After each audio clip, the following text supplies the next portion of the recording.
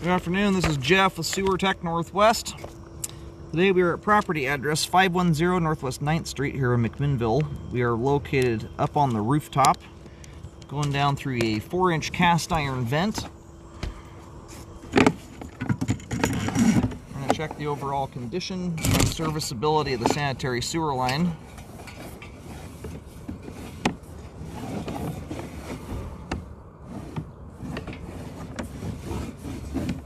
Cobwebs we got to clear off the camera lens here in just a second, but once we get back down here we're going to zero out right there at the base of the vent. Almost looks like a two-way connection there at the bottom of the vent, which is uncommon to have that.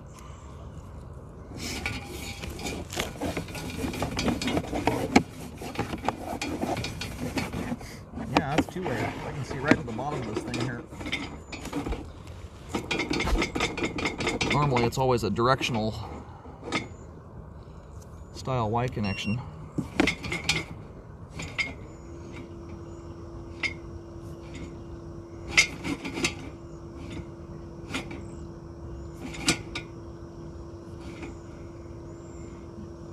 Can't tell what this big, there's a big lump of something sitting there in the flow line.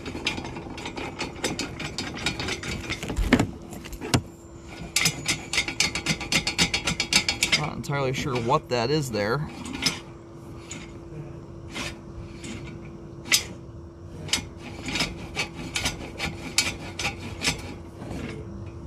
We'll get a better view of that on the way out when the line is drained as to what's going on there. There's some more of it immediately after. It feels very hardened up, almost like you could have a big bunch of wipes or something in the line. Swapping over to ABS now and then right back to cast iron again.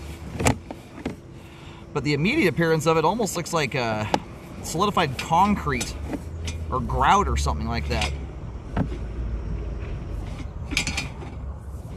On the inside of a house, grout is a much more common thing. And I have seen it a few times over my career. The tile guy decides to pour a bucket of grout down the line and it hardens up.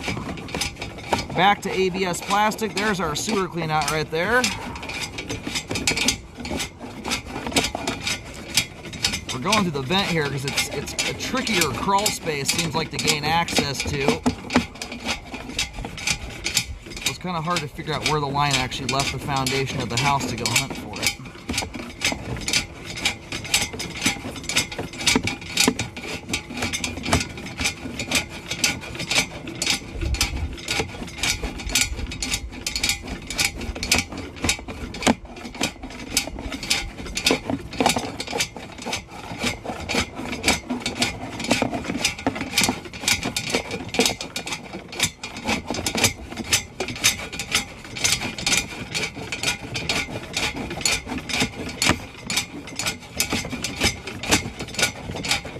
Alright, now we're into 3034. I think that's our secondary clean out we're going under right now. Which is a good thing, because I'm not sure. I'm hoping we'll make it to the end here. This vent, being that it's not a directional style at the bottom of it, absorbs a lot of pushing power. But I believe at this point we've made it to the end of homeowner responsibility. So, but if you look out at the edge of the driveway, you'll see a very obvious concrete patch there with a cover plate in it for the secondary clean out. That's how I know we've made it to that point.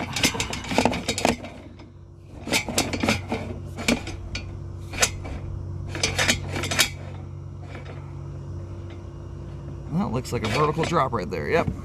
So what you've got right here where two houses come together head to head. If the other home across the street were to flush the toilet, you'd see it shoot. Well, some of it anyway would probably jump over the gap here. But the line's doing a straight vertical drop into the top of the main right here. I can't round that bend, but we should be way out in the road. We're gonna go locate right now and verify that. Alrighty, we are sitting just in front of the manhole. There's a manhole that's almost straight out from the driveway. You can actually follow the concrete patches and the asphalt patch in the roadway right up to the manhole. We're sitting just in front of it right now. Way out in city responsibility. Anyway, what that lump of toilet paper there is at the end of the line, what most likely caused that. Sometimes you'll get a little bit of cross traffic with that configuration. The neighbors can kind of shoot over the top of that drop. You can imagine stuff comes flying through here at a pretty good rate of speed, and it doesn't just magically fall the minute it hits that little that vertical drop there. Some of it will shoot across to the other side, so you'll often end up with the neighbors exchanging toilet paper to an extent.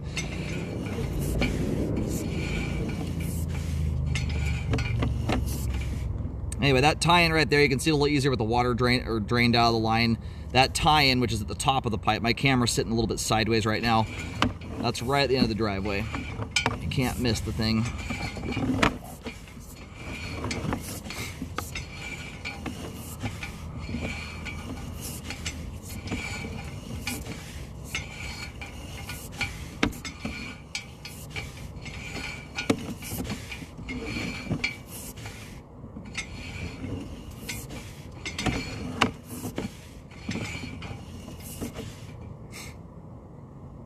Minor little bits of standing water in here. This stuff is so minor, it's not even going on my report. We're talking like 32nd, 16th of an inch. Not the kind of standing water we're looking for.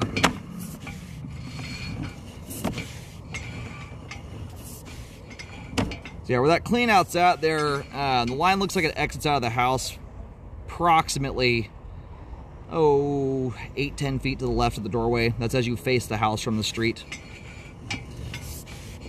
Where that clean out's going to be should be just on the other side of the walkway in the kind of planter area.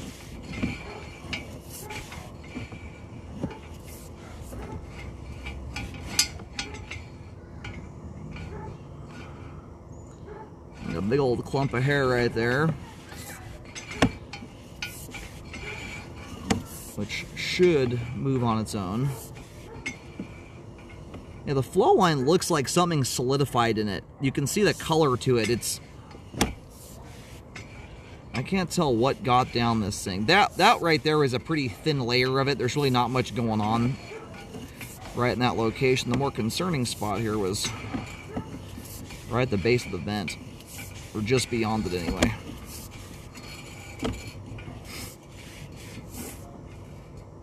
Another little spot with some hair there.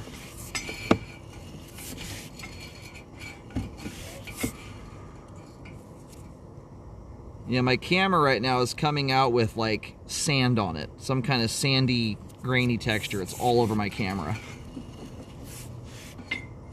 And you can see it in the water there, the grains of it. I don't know what got dumped down the line here, but it's all over my camera. It looks like sand. So being that is the case, that stuff should, to an extent, flush out, but it's kind of hard to say. I don't know that there's much in the way of plumbing fixtures that come into the back end of the line there. So I'm going to recommend cleaning on the line, but it's possible that stuff is not flushed out because there may not be much in the way of fixtures that tie in behind this point that run enough water through there to actually clear that area out. So, but I will recommend the line be jetted to blast all that junk out of the pipe, just so it doesn't potentially contribute to something. For the most part, I'm not seeing a lot of buildup in and around it. So I'm not sure if it's entirely sand. I'm not a tile person. I'm trying to think of reasons why stuff like that would have gone down the line. But if that's something that gets mixed into the grout mixture, what's underneath that top layer, that may indeed be some kind of grout. It may be more hardened up than what I'm seeing here. So that's why I'm going to recommend cleaning on it. Is I don't know if there's hardened up layer underneath it. When I ran into that originally, you could see how hard my camera hit that. It went right over the top of it rather than through it. So whatever it is, it looks like it's pretty compacted and or solidified. So after any cleaning is done, I do recommend re-scoping to ensure the line was cleaned out properly, or done in general. Beyond that, though, the line itself here, there's a little bit of a question mark in that location because I just simply can't see underneath the sand or whatnot. Otherwise, the rest of the line here looks good. The cast iron is in good shape for its age. All the spots I can see properly. And then the ABS and 3034 PVC, all that looks great and has good flow. So overall, line is functioning. You could improve flow by getting some of that junk out of the pipe there. You know, and post cleaning, you should have a very nicely functioning sewer line. As it sits currently, it is a functioning sewer line, but you could have improved flow and help mitigate any risks that could cause to, or creating blockages anyway by cleaning it.